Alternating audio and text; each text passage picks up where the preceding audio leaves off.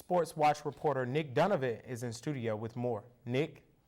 Thanks, guys. Certain statements made by university employees appear to have contributed to misleading media reports about Houston Nutt. The NCAA's notice of allegations never named Nutt in any misconduct, and it would have been inappropriate for any university employee to suggest otherwise. When asked for comment, Houston Nutt said, quote, "I am pleased to put the lawsuit behind me. Best wishes to the future of the Ole Miss football program." This lawsuit being put to rest is huge for Ole Miss, as it eliminates unnecessary distractions on an already tense state of the football program, with the NCAA case hearing around the corner. We'll give you more developments about the story as details emerge.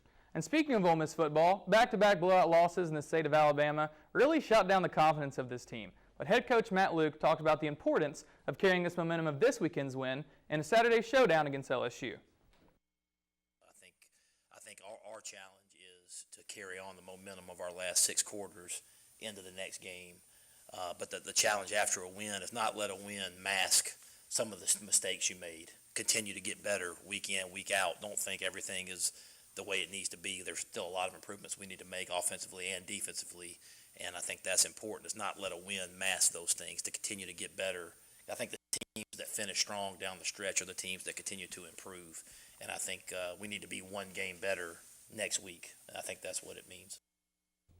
I'll break down the highlights of the Ole Miss Vanderbilt game later in the show, but for now, back to you guys, the desk.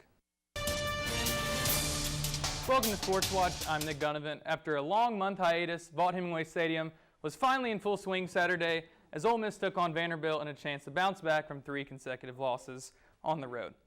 But we're at home, so let's see how we did.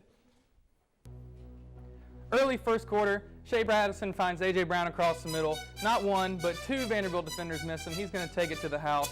And I swear, there's too many celebrations nowadays. I don't even know what this means. He's going to call God and say, "Hey, what's up? You see that catch? Can't wait to play football in heaven." You think Jesus is a good receiver? I bet he was. Anyway, Shea Patterson finds DeMarcus Lodge in the end zone. Second quarter, Ole Miss offense is in full swing. Shea Patterson's tired of throwing touchdowns. He wants to run. That's his first career rushing touchdown. Ole Miss is up 21-14. Ole Miss has a run game. Is that what I'm hearing? Jordan Wilkins says, "Whop, you can't get me." Breaks off another defender and walks in the end zone. 28-14. One more touchdown in the second quarter. Shea Patterson finds Lodge in the corner of the end zone. It's 35-14. But it's the second half. We still got plenty of offense to go. Shea finds A.J. Brown for another touchdown, and here's his phone celebration again and say, "Hey, I'm a great receiver. God, just heads up." Eric Sweeney, we still have a run game. I can't believe this. A 55-yard run. He's going to take it to the house.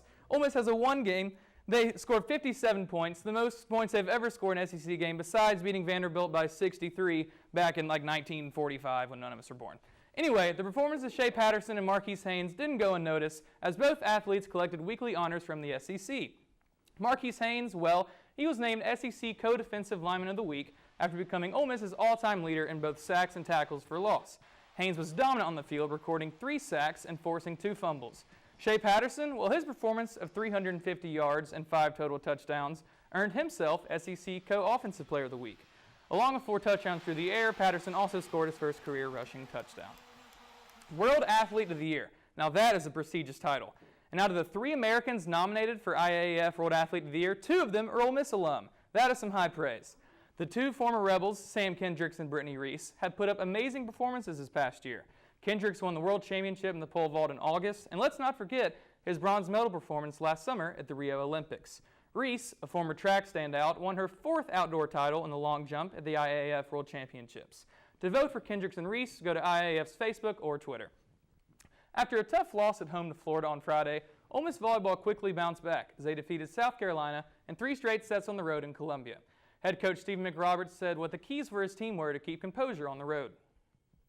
At times, maybe when we held our composure when we were our own worst enemy, missing 5 sets there in the 3rd set and still being able to pull away there at the end, because as a team we hit over 400, which I'm just thrilled about to see that our offense bounce back after such a poor performance on Friday night.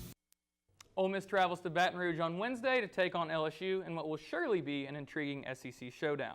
The Giants are defeated, as in they are the opposite of undefeated. 0 wins, 5 losses. This weekend they finally found some glory on the road in Denver. Ooh yeah, let's have some fireworks for our team that hasn't won a game all year. Eli Manning, he's going to find rebel to rebel. Evan Ingram's in the end zone. That's how we do it. We need to see more of that if the Giants want to win some games. Janoris Jenkins, he wants to be a good defender. Trevor Simeon's like, I'm a great quarterback. Janoris Jenkins says, no, you're not.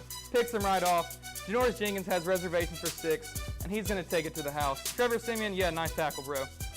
He walks in the sideline, and Simeon's obviously not in a good mood. The coaches give him a pep talk, trying to tell him not to suck anymore.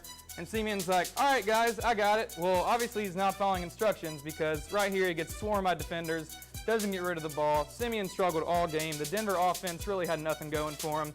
Fourth quarter, Simeon again trying to find something. It's just not happening. That guy has 3 fingers, and he just sacked him. He's dabbing. He lost his fingers in a fireworks accident, and you're letting come on, Simeon, play better than that.